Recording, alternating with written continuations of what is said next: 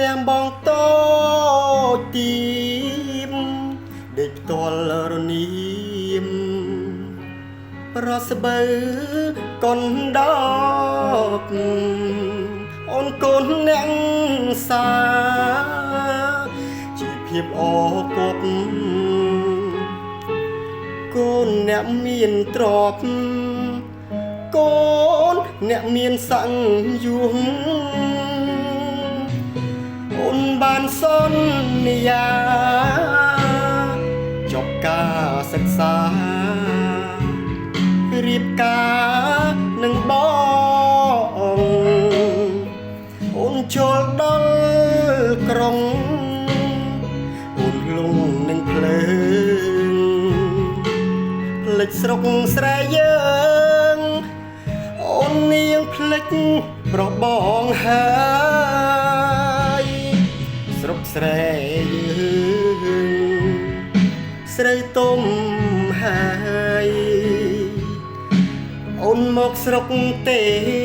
អូនមកស្រុកទេអូនណាយបងសែនសោកាព្រោះបាត់សង្សារដែលធ្លាប់គៀងកាយ កូនដែលយប់ជ្រៅបងស្រែកហៅពើមិនលឺអូនឆ្លើយ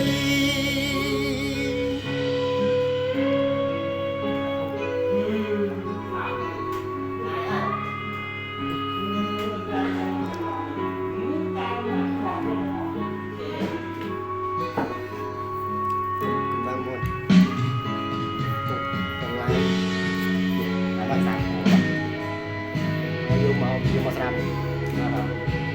បាទអត់មកចាំឡង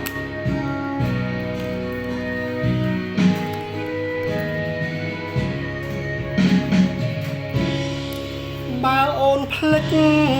បងក៏ភ្លេចទៅចុះបងស្ដាយស្រស់នងពលដែលបងធ្លាប់ថ្នមដល់ស្នាមក្អឹបមួយទុកឲ្យបងទុកជាចំណងឲ្យបងរងចាំរហូតស្រុកស្រែយើងស្រូវទុំ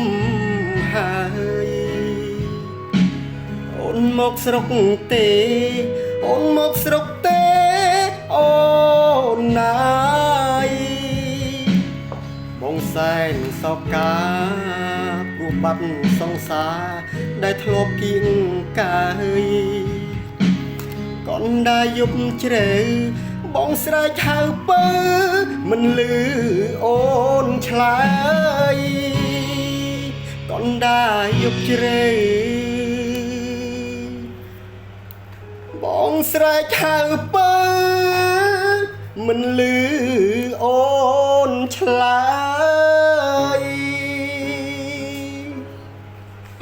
បាទសូមអរគុណបាទបាត់ចុងក្រោយរបស់ខ្ញុំបាទ